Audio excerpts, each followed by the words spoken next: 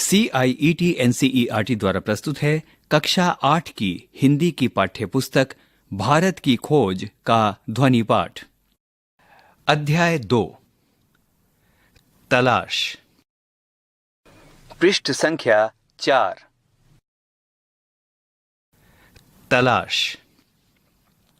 भारत के अतीत की झांकी। बीते हुए सालों में मेरे मन में भारत ही भारत रहा है। इस बीच मैं बराबर उसे समझने और उसके प्रति अपनी प्रतिक्रियाओं का विश्लेषण करने की कोशिश करता रहा हूं। मैंने बचपन की ओर लौटकर याद करने की कोशिश की कि मैं तब कैसा महसूस करता था। मेरे मन में इस अवधारणा ने कैसा धुंधला रूप ले लिया था और मेरे ताजा अनुभव ने उसे कैसे संवारा था। आखिर यह भारत है क्या? अतीत में यह किस विशेषता का प्रतिनिधित्व करता था? उसने अपनी प्राचीन शक्ति को कैसे खो दिया? क्या उसने इस शक्ति को पूरी तरह खो दिया है? विशाल जनसंख्या का बसेरा होने के अलावा क्या आज उसके पास कुछ ऐसा बचा है जिसे जानदार कहा जा सके? आधुनिक विश्व से उसका तालमेल किस रूप में बैठता है? भारत मेरे खून में रचा बसा था। इसके बावजूद मैंने उसे एक बाहरी आलोचक की नजर से देखना शुरू किया। ऐसा आलोचक जो वर्तमान के साथ साथ अतीत के बहुत से अवशेषों को, जिन्हें उसने देखा था, नापसंद करता था। एक हद तक मैं उस तक पश्चिम के रास्ते से होकर पहुंचा था। मैंने उसे उसी भाव से देखा जैसे संभवतः किसी पश्चिमी मित्र ने देखा होता। मेरे भीतर शंकाएं सिर उठा रही थीं। क्या मैंने भारत को जान लिया था?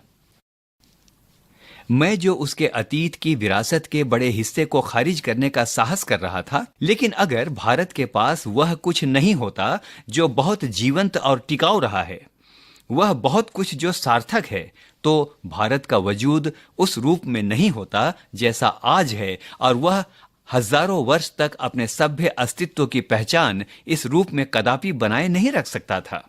वह विशेष तत्व आखिर क्या था? पृष्ठ संख्या 5। पाठ पर जाने से पहले इसी पृष्ठ में एक चित्र और उसका शीर्षक है मोहनजोदड़ो की एक नाली और उसका विशाल प्रवेश द्वार। आइए अब सुनते हैं पाठ। मैं भारत के उत्तर पश्चिम में स्थित सिंधु घाटी में मोहनजोदड़ो के एक टीले पर खड़ा था। मेरे चारों तरफ उस प्राचीन नगर के घर और गलियां बिखरी थीं, जिसका समय 5000 वर्ष पहले बताया जाता है। साथ ही यह भी कहा जाता है कि वहां एक प्राचीन और पूर्णतः विकसित सभ्यता थी। इनके स्थायी रूप से टिके रहने का कारण है इसका ठेठ भारतीयपन, और यही आधुनिक भारतीय सभ्यता का आधार है। यह विचार आश्चर्यचकित कर देता है कि कोई संस्कृति या सभ्यता इस प्रकार 5-6 हजार वर्ष या उससे भी कुछ अधिक समय तक निरंतर बनी रहे, वह भी बराबर परिवर्तनशील और विकासमान रहकर। फारस, मिस्र, ग्रीस, चीन, अरब, मध्य एशिया और भूमध्य सागर के लोगों से उसका बराबर निकट संपर्क रहा। यद्यपि भारत ने उन्हें प्रभावित किया और स्वयं भी उनसे प्रभावित हुआ, फिर भी उसका सांस्कृतिक आधार इतना मजबूत था कि वह हिला नहीं। इस मजबूती का रहस्य क्या है? मैंने भारत का इतिहास और उसके विशाल प्राचीन साहित्य के कुछ अंशों को पढ़ा। मुझ पर विचारों की तेजस्विता, भाषा की स्पष्टता और उसके पीछे सक्रिय मस्तिष्क की समृद्धि ने गहरा प्रभाव डाला।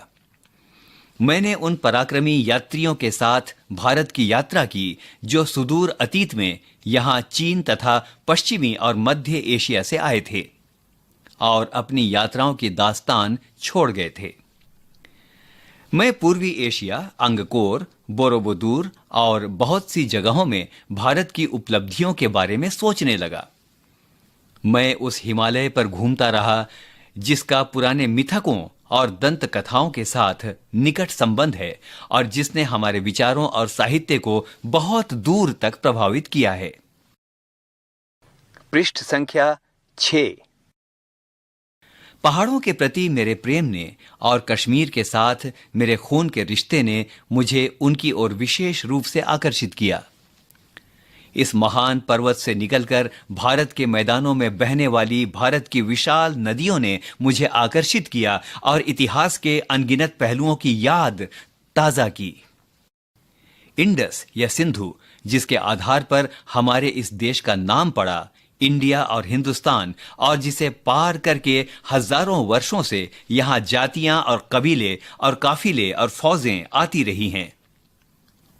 ब्रह्मपुत्र इतिहास की मुख्य धारा से लगभग कटी हुई पर पुरानी कहानियों में आज भी जीवित उत्तर पूर्वी पहाड़ियों के हृदय में पड़ी गहरी दरारों के बीच से बरबस मार्ग बनाती हुई भारत में प्रवेश करती है और फिर पहाड़ों और जंगलों से भरे मैदान के बीच शांत रमणीय धारा के रूप में बहने लगती है।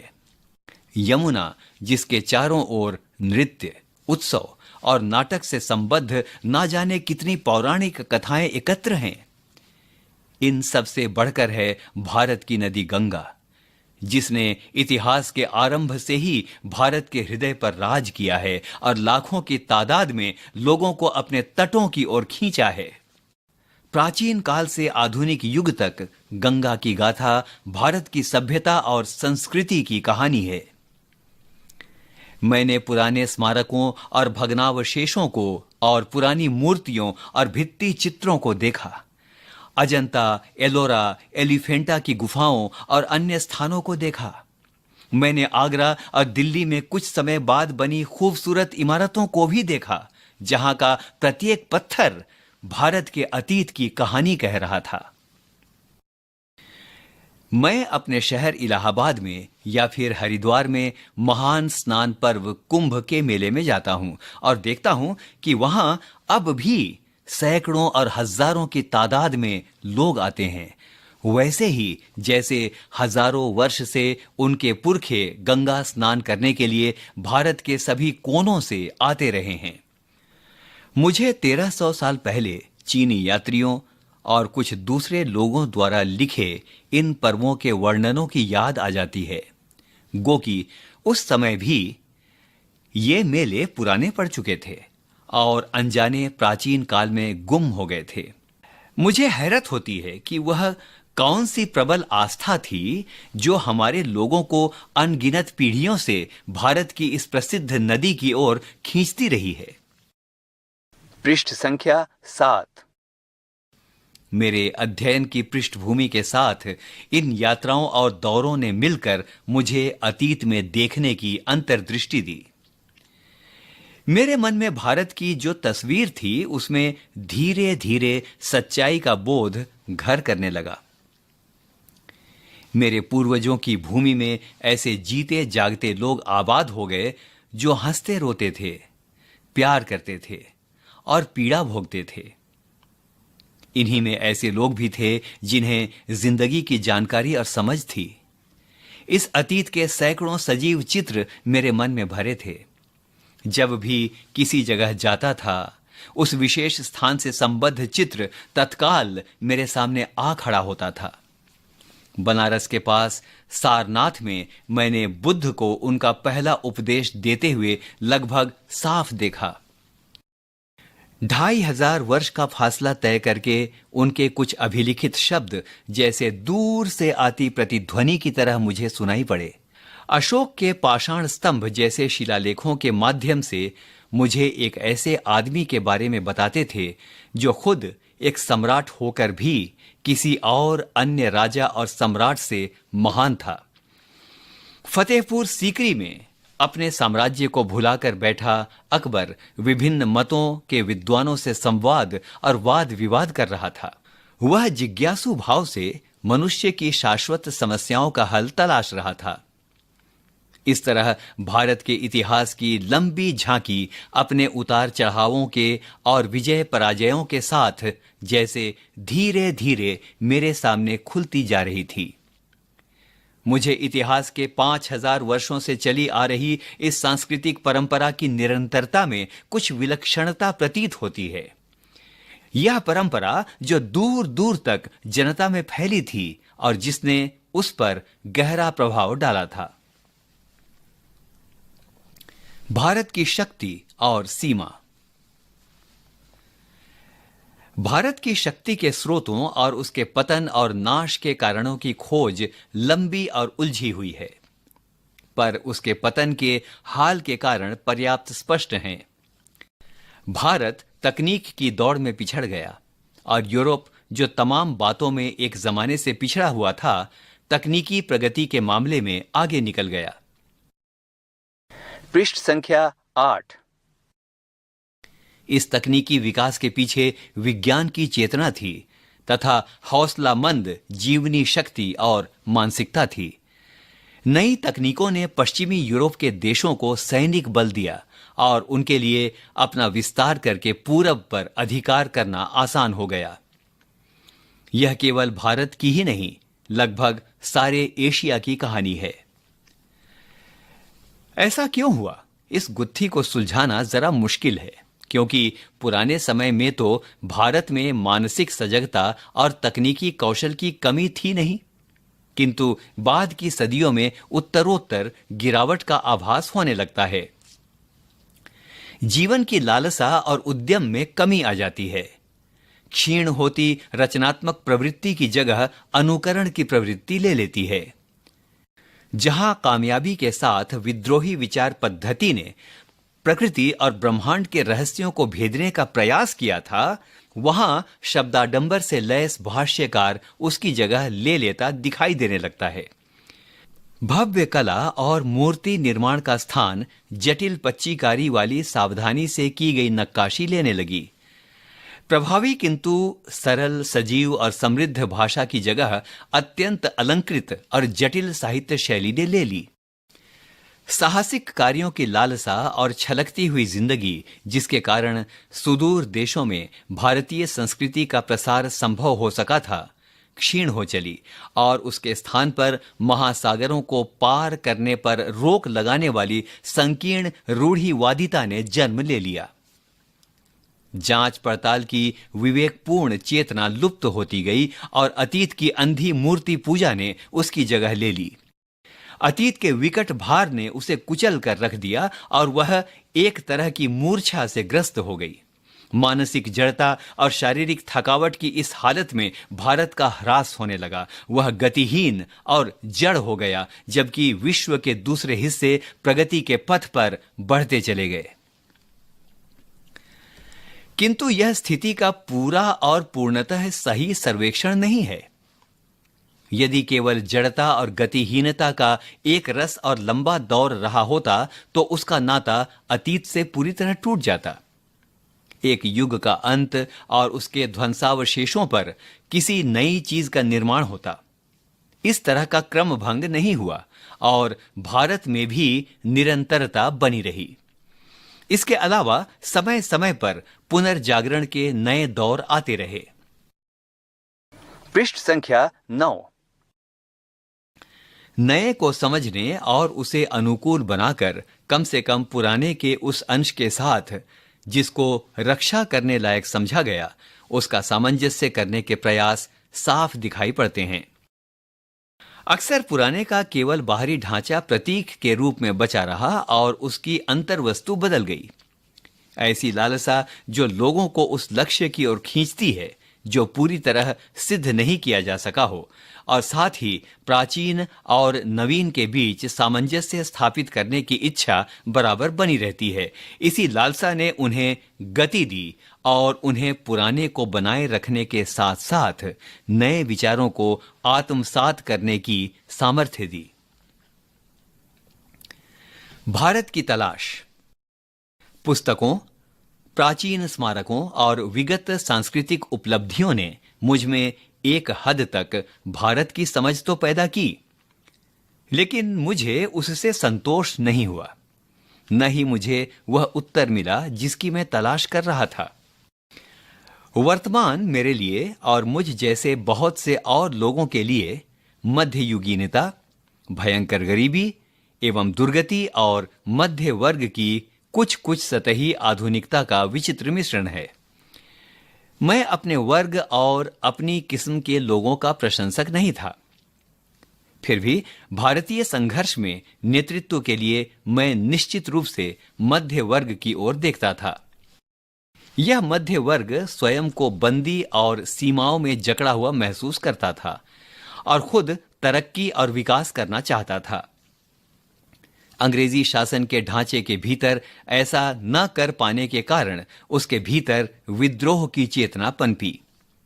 लेकिन यह चेतना उस ढांचे के खिलाफ नहीं जाती थी जिसने हमें रौंद दिया था। ये उस ढांचे को बनाए रखना चाहते थे और अंग्रेजों को हटाकर उसका संचालन करना चाहते थे।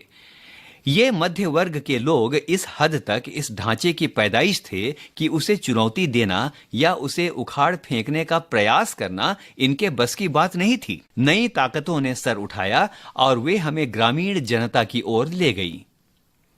पहली बार एक नया और दूसरे ढंग का भारत उन युवा बुद्धिजीवियों के सामने आया जो इसके अस्तित्व को लगभग भूल ही गए थे या उसे बहुत कम अहमियत देते थे। पृष्ठ संख्या 10। यह दृश्य बेचैन कर देने वाला था, इसलिए कि उसने हमारे कुछ मूल्यों और निष्कर्षों में संदेह उत्पन्न कर दिया था। तब हमने भारत के वास्तविक रूप की तलाश शुरू की और इससे हमारे भीतर इसकी समझ और द्वंद्व दोनों ही पैदा हुए।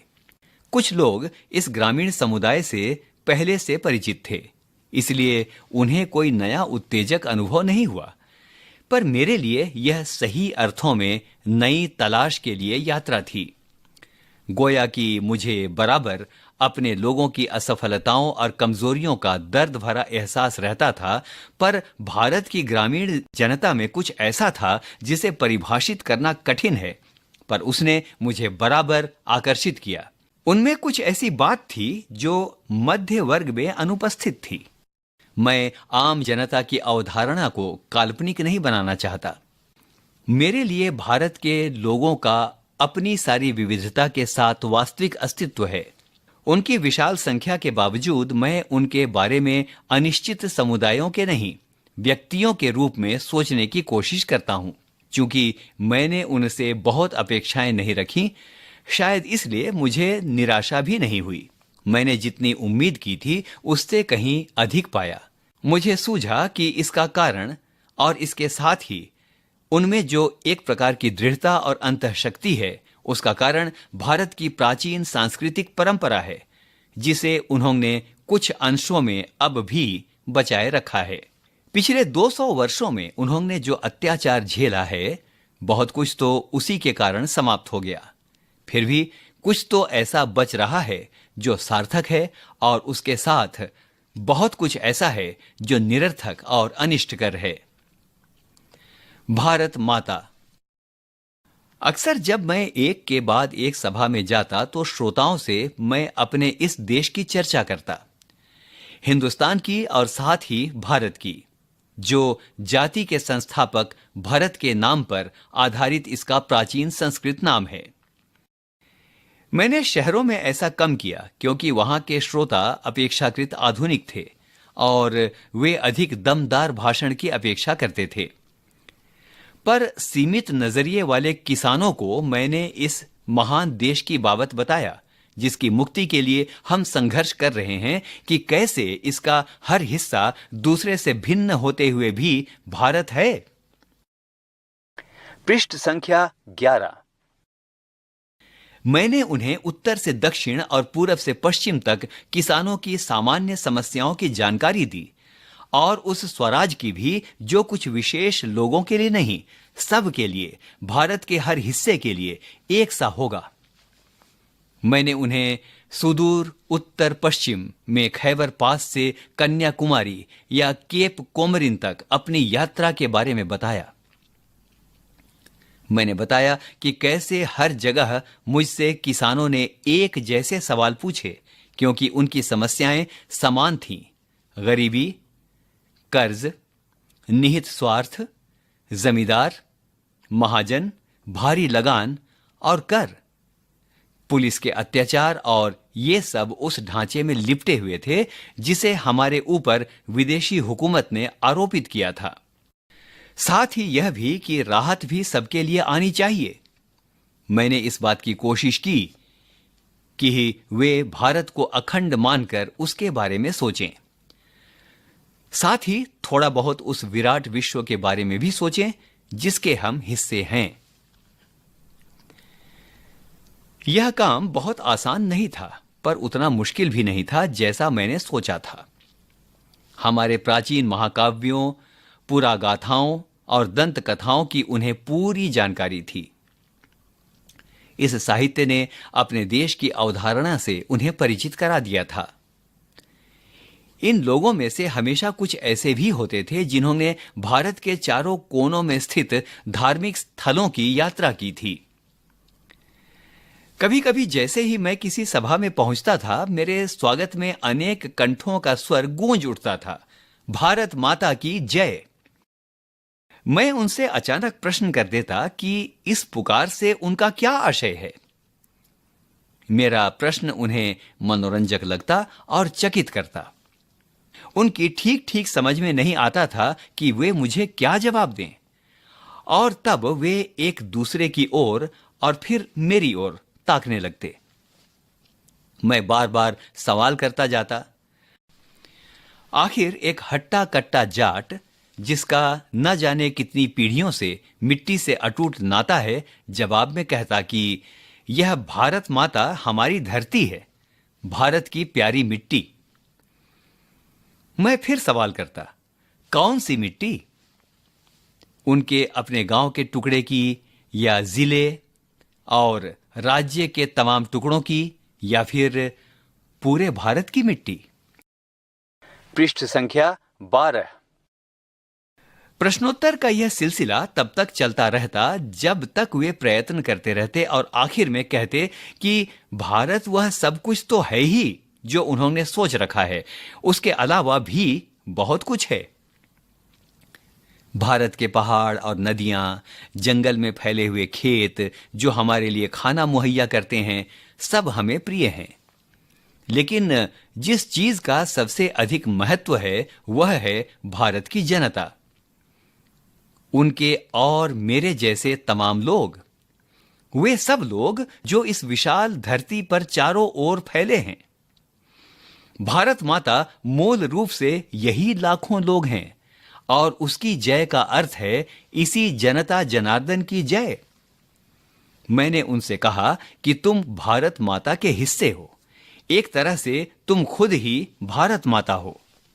जैसे जैसे यह विचार धीरे धीरे उनके दिमाग में बैठता जाता, उनकी आंखें चमकने लगती, मानो उन्होंने कोई महान खोज कर ली हो। भारत की विविधता और एकता। भारत की विविधता अद्भुत है, प्रकट है। वह सतह पर दिखाई पड़ती है और कोई भी उसे देख सकता है। उसका ताल्लुक शारीरिक रूप से भी है और मानसिक आदतों और विशेषताओं से भी।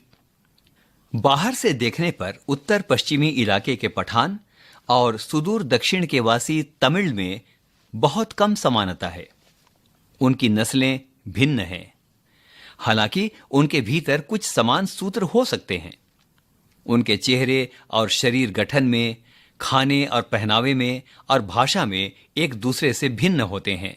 उत्तर पश्चिमी सीमांत प्रदेश में मध्य एशिया की गमक तो है ही, वहां के बहुत से रीति रिवाज, जैसे कि कश्मीर के, भी हिमालय के उस पार के देशों की याद दिलाते हैं।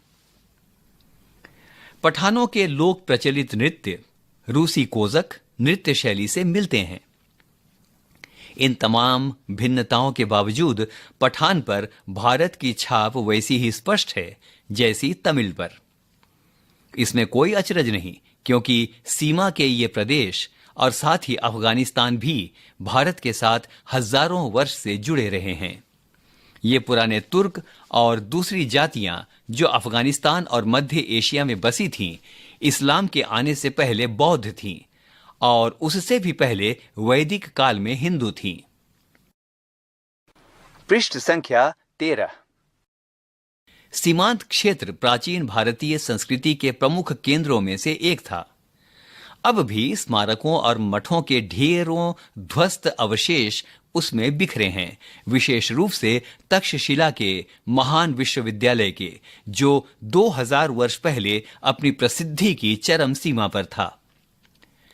सारे भारत के साथ ही एशिया के विभिन्न भागों से विद्यार्थी यहां खींचे आते थे।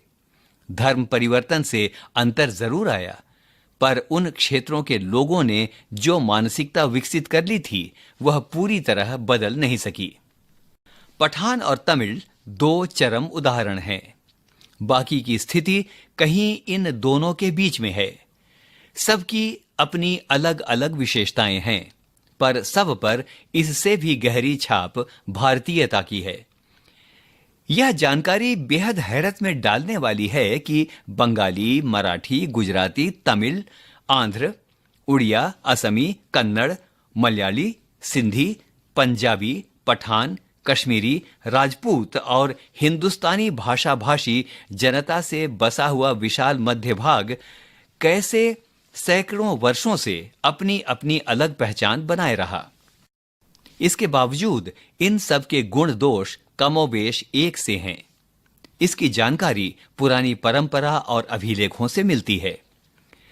साथ ही इस पूरे दौरान वे ऐसे भारतीय बने रहे हैं जिनकी राष्ट्रीय विरासत एक ही थी और उनकी नैतिक और मानसिक विशेषताएं भी समान थीं।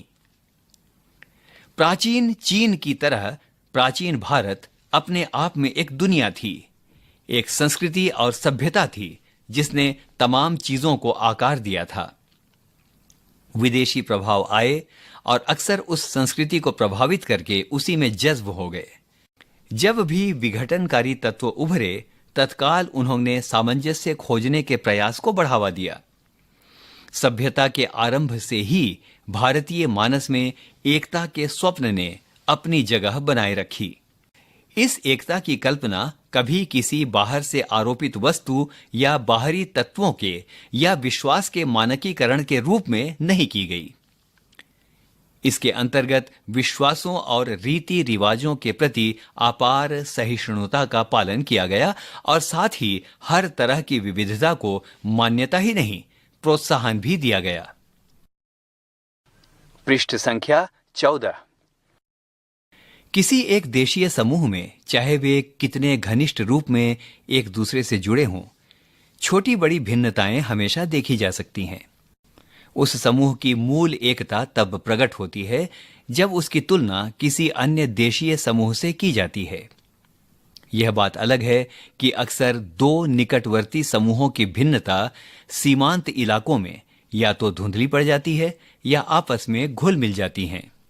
प्राचीन और मध्य युग में आधुनिक राष्ट्र के विचार ने जन्म नहीं लिया था और सामंती धार्मिक या जातीय संबंधों का महत्व अधिक था।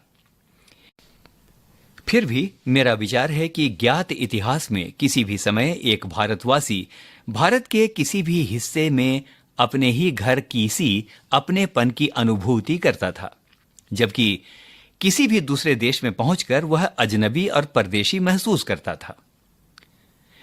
उन देशों में जाकर जिन्होंने कुछ दूर तक उसकी संस्कृति या धर्म को अपना लिया था, उसे अजनबीपन का बोध निश्चय ही कम होता था।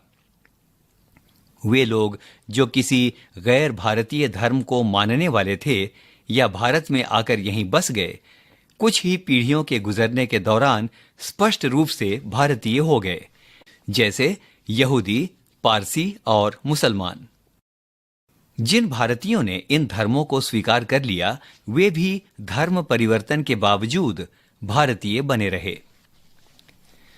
आज जब राष्ट्रीयता की अवधारणा कहीं अधिक विकसित हो गई है, विदेशों में भारतीय अनिवार्य रूप से एक राष्ट्रीय समुदाय बनाकर विभिन्न कारणों से एकजुट होकर रहते हैं, भले ही उनमें भीतरी मतभेद हों। एक हिंदुस्तानी ईसाई कहीं भी जाए, उसे हिंदुस्तानी ही माना जाता है। इस प्रकार किसी हिंदुस्तानी मुसलमान को तुर्की, अरब, ईरान या किसी भी अन्य देश में जहां इस्लाम धर्म का प्रभुत्व हो, हिंदुस्तानी ही समझा जाता है। मेरे ख्याल से हम सबके मन में अपनी मातृभूमि की अलग अलग तस्वीरें हैं और कोई दो आदमी बिल्कुल एक जैसा नहीं सोच सकते।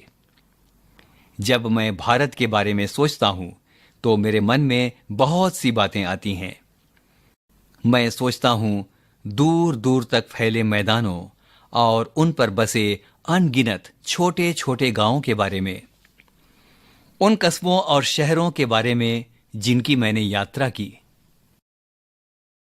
पृष्ठ संख्या 15। वर्षा ऋतु की उस जादुई बरसात के बारे में जो झुलसी हुई धरती में जीवन संचार करके उसे सहसा सौंदर्य और हरियाली के झिलमिलाते प्रसार में बदल देती है।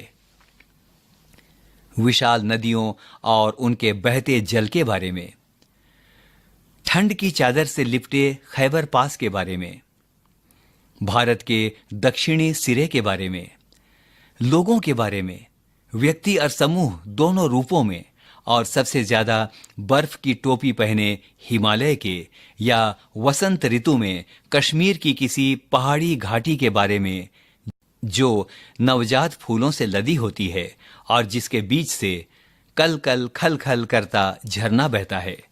हम अपनी पसंद की तस्वीर बनाते हैं और उसे सहेज कर रखते हैं। जन संस्कृति। मैंने वर्तमान समय में भारतीय जनता के गतिशील जीवन नाटक को देखा।